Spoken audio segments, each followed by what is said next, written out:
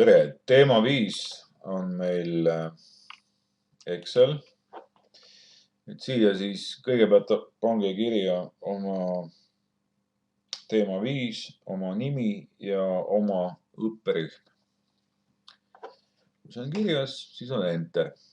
Ta salvestab online'is, nii et salvestamisega enam probleeme pole.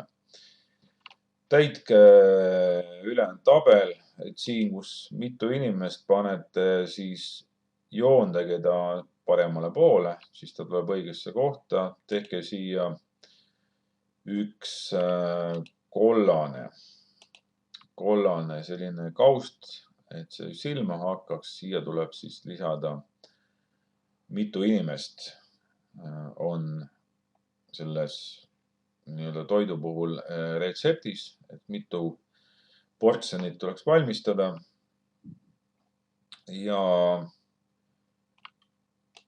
kui me nüüd hakkame seda tabelit tegema, siis nende joonte ehk ääriste saamiseks tähistad selle koha ja siis vajutad ääriste peale. Tuli.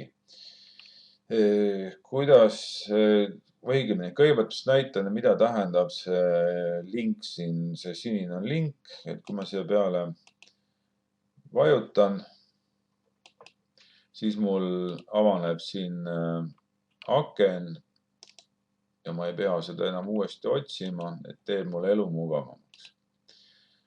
Kopeerige sealt kaasa link. Ma pean siit ennem eemaldama. Või õigemini, mul on ta olemas, aga te siis panete selle üle ja okei. Ja siis on see link olemas. Ehk kui mul ei oleks seda linki, siis mul oleks siin lihtsalt üks sõna. Ma lähen lisa hüperlink. Tõmban selle üle ja pastin ta sinna. Mul on läinud kinni. Pean võtma selle lingi uuesti lahti. Nii, kopeerin selle lingi otsast peale, lisa hüperlink ja panen siia. Pastin ta sinna ja selleks, et ta siis keskele jääks, tuleb ta ühendada ja joondada keskele. Et siia teeme ostukorvi. Mul on need 2 lahtrit olid ühendatud, aga tähistad 2 lahtrit. Ühendad ja joondad keskele. Paned talle nimeks ostukorv. Ja kindlasti pange sinna ka bold, et paistab paremini silma. Ka neile võib siin panna bold. Rasvane kiri on ilusam kui niisama.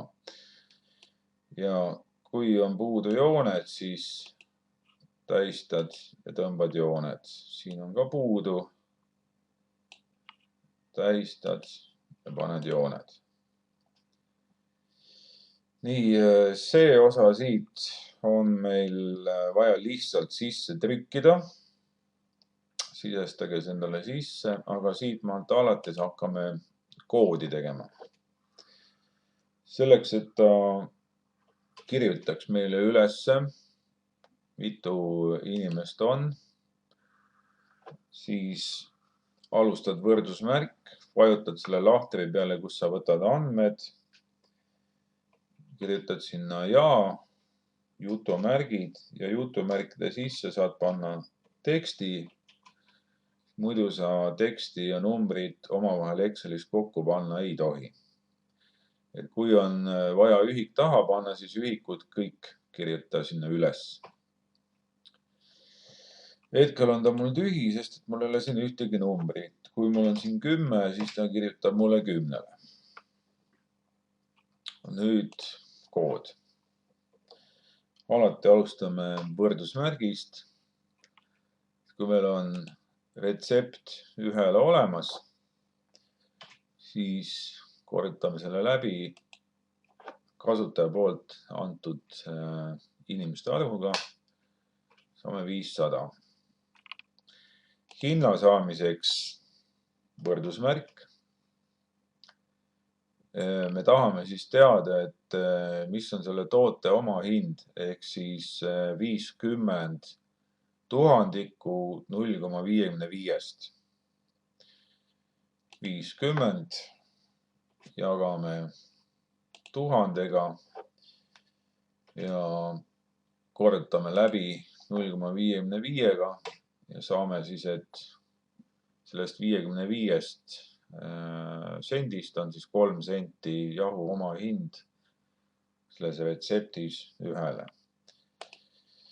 Selleks, et saada teada, palju 10 on, võrdusmärk, hind ühele, korrutame läbi kasutajate arvuga ehk siis selle lahtriga saame 28 senti. Kui ei tule siia euro, vaid midagi muud, siis kogu see lahter tuleb tähistada ja valida siit valuuta. Ja ostukorbe siin tahame teada, et mitu tükki me peame jahu ostma, mitu pakki tegelikult, jah. Ja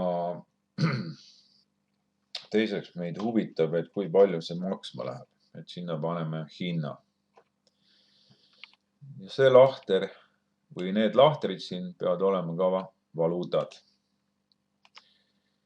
Tükkide saamiseks kasutame käsklust round up. Põhimõtteliselt me saaks teha ka niimoodi, et kui ma tean, et mul on 500 vaja,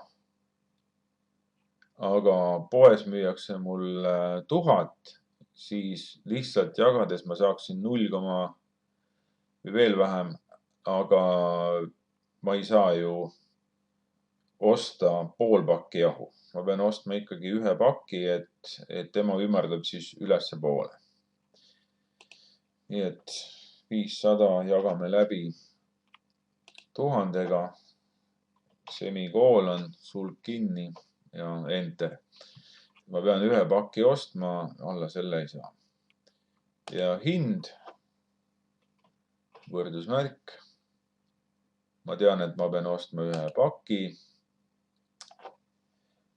Nii et selle ma korrutan läbi ühe paki hinnaga ja enter.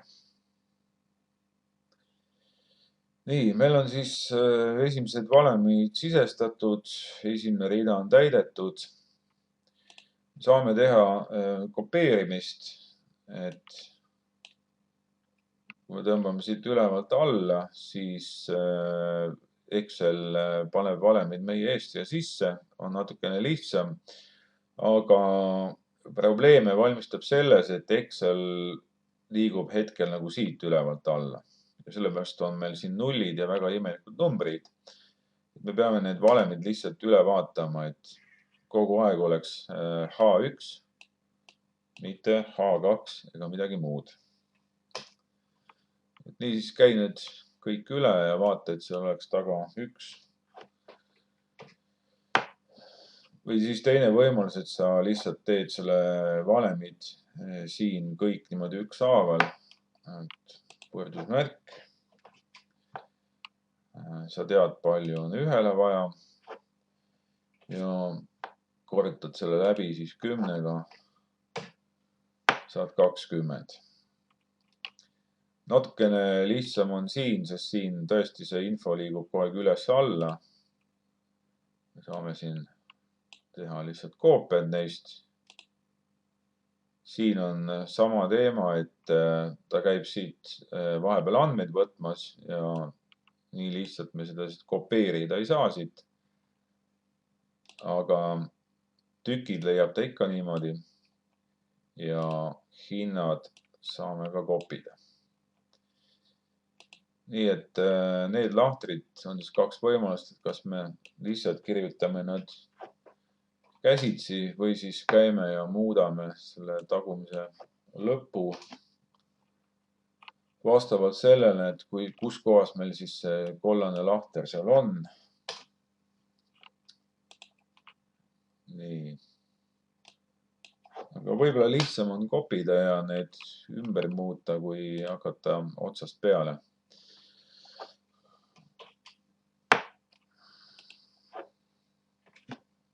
Korrutada siis sellega. Ja see tuleb korrutada sellega. Summa saamiseks lähed siia lahtri peale, vajutad auto summ. Ja siis on sul summa olemas. Kui ta sul ei ole paksus kirjas, siis pane sealt paksu kirja. Ja siin samamoodi saab kasutada automaatikat. Ja need on olemas. Kui vaata üle siis, et kui sul ei ole siin eurosid, tähista need lahtrid 2 tükki. Ja pane valuuta sealt. Ja siin paneme ka valuuta. Ja võiksime panna siia alla ka need äärised. Siis see tabel näeb ka ilusam välja. Kui tundub, et on nagu valmis, siis testi teda. Ma testin ka, et kas numbrid siin vahetades mul siin kõik muutub. Kui muutub, siis on sul töö valmis ja võid esitada mulle.